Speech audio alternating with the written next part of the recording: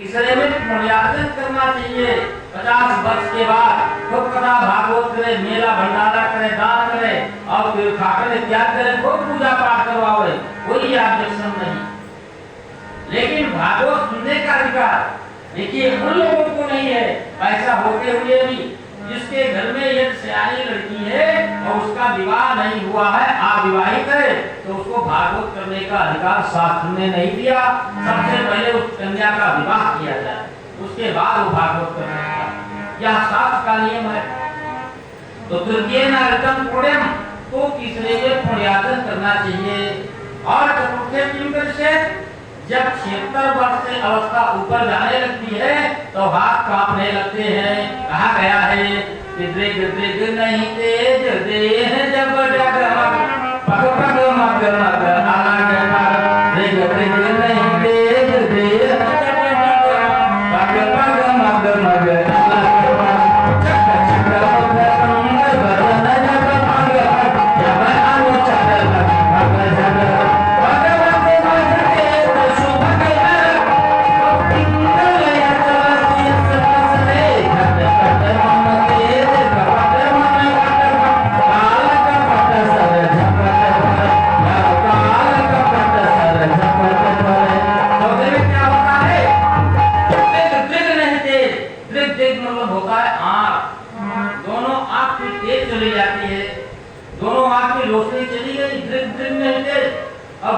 जग जगमग, शरीर जगमगाने लगती है और पग पग दोनों पैर मग मग रास्ते में आप बढ़ते हैं, दाएं हो जाता है बाएं, मग मग अलग परम रास्ते जा रहे हैं और पैर सही नहीं पड़ रहा है।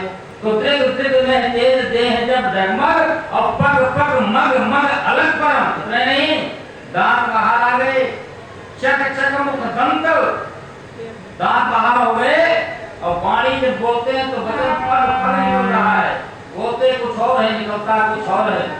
तो समझ लेना चाहिए कि जब अनुचर लगभग जगदम, अब यम के अनुचर आने वाले हैं। क्या करना चाहिए? भगवत भज के अब सब कुछ याद छोड़ करके भगवान का ध्यान करो। भगवत भज के सुभग नर, इतने में तुम्हारा बन जाएगा। जीवन भर आपने कुछ नहीं किया है, बीती करो अब संभालो जरा, अपने गदगद हो आंसू निकालो जरा, सब कुछ छोड़ दो, बीती बात को छोड़ दो, अब आगे संभाल लो।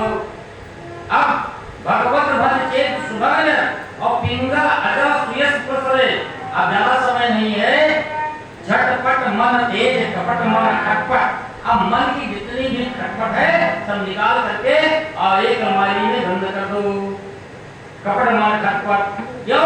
क्योंकि पता नहीं है काल कपट सर झपट पड़े, वह काल कब आकर के अपने सर पर झपट पड़े ये किसी को पता नहीं है। इसलिए अब तैयारी कर लेना चाहिए। श्री विदुर जी कहते हैं श्री धृतराष्ट्र से कि भैया आप तैयारी कर लो। क्या? पुनीरपि जननम, बार बार जन्म होता है, पुनीरपि जननम और पुनीरपि मरणम और पुनीरपि जननी जठरे शयनम, बार बार जन्म लेना, बार बार माँ के उदर में आना, बार बार मृत्यु को प्राप्त होना, ये सब तो संसार का चक्र लगा हुआ है। इससे मुक्ति पाने के लिए आप यथाशीघ्र वन की ओर चलें। तो पुनीरपि जननम पुनीरपि मरणम पुनीरपि जननी जठरे शयनम, भज गोविंदम भज गोविंदम भज गोविंदम मूढ़मते। भैया आप सब कुछ त्याग करके और भगवान का कीर्तन करो, भगवान का भजन करो, इस तरह उपदेश दे करके और स्वयं श्री विदुर जी और दोनों माताओं को लेकर के धृतराष्ट्र वन में चले गए।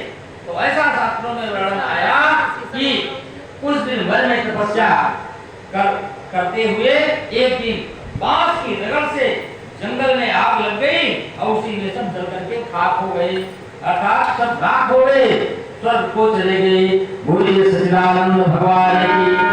जब धृतराष्ट्र और गंधारी माता कुंती का कल्याण हो गया, इधर पांचों भाई हिमालय की यात्रा किया, ये चले गए। अब परीक्षित जी महाराज को राज मिल गया, तो ये उत्तर की पुत्री इरावती से इनका विवाह हो गया और जन्मेजय से 4 पुत्र इनको प्राप्त हुए।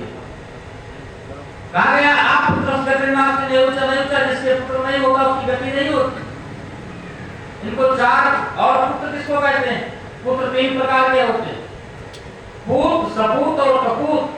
पिता की दी हुई संपत्ति को जो बढ़ा ले उसका नाम सपूत, और पिता की दी हुई संपत्ति को ना घटा पावे और ना बढ़ा पावे हो गया पूत।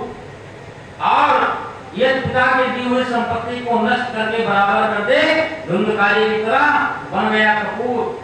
वैसे जो पुत्र नामक नरक से अपने माता पिता की रक्षा कर ले वो उसका नाम पुत्र, क्योंकि पुत्र होता है तो पुत्र नामक नरक से रक्षा हो जाती है उसके माता पिता की। तो कहने का मतलब बंधुओं, श्री परीक्षित जी महाराज अधिक राज्य नहीं कर सके, मात्र 36 वर्ष के राज्य किए, अभी राज्य करने लगे। और श्री कृपाचार्य को आचार्य के रूप में वर्णित करके गंगा जी की पावन तट पर 3 अश्वमेध यज्ञ किए।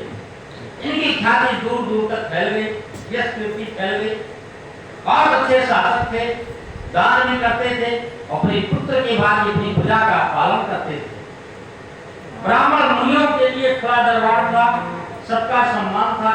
एक बार की बात है, ये दिग्विजय के लिए निकल पड़े और इतने नहीं बहुत अच्छे अच्छे राजा द्रौपदी जितने थे अपने मुकुट रूपी पुष्प से इनकी पूजा करते थे, सब इनके अधीन थे। फिर वे दिग्विजय के लिए निकल पड़े। जब ये दिग्विजय के लिए निकले तो देखे कि एक राजवेशधारी शूद्र अपनी पैर की ठोकर से एक गौ माता को मार रहा है और एक बैल के 3 पैर हैं, एक पैर 3 पैर टूट चुके, एक पैर के बल पर वो चल रहा है। गौ और वह धर्म रूपी जो बैल था, ये दोनों आपस में बात कर रहे थे, आप कौन है आप कौन है। इनके संवाद हो ही रहा था कि तब तक श्री परीक्षित जी महाराज दिग्विजय के लिए निकले थे और इनकी दृष्टि उस राजवेशधारी शूद्र पर पड़ गई जो अपने पैरों की ठोकर से गौ माता को मार रहा था। इन्होंने तुरंत ललकार दिया और धनुष का टंकार किया।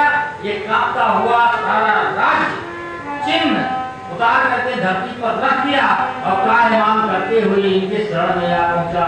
भगवान महाराज मुझे क्षमा करो, मेरी रक्षा करो, मैं कलयुग हूँ, मेरा स्वभाव ही है। आज जब इनकी शरण में आ गया तो राजा को दया आ गई, इन्होंने इसका वध नहीं किया और जब हाथ जोड़ करके स्तुति करने लगा, कहा भगवान मुझे रहने का स्थान दे दो। महाराज परीक्षित भागवत में तो 1-2 बार ये कहे तू है कौन और मेरे राज्य में बिना मेरे आज्ञा के कैसे प्रवेश किया, लेकिन उसकी याचना पर इनके हृदय में दया आ गई और 4 स्थान दे दिए।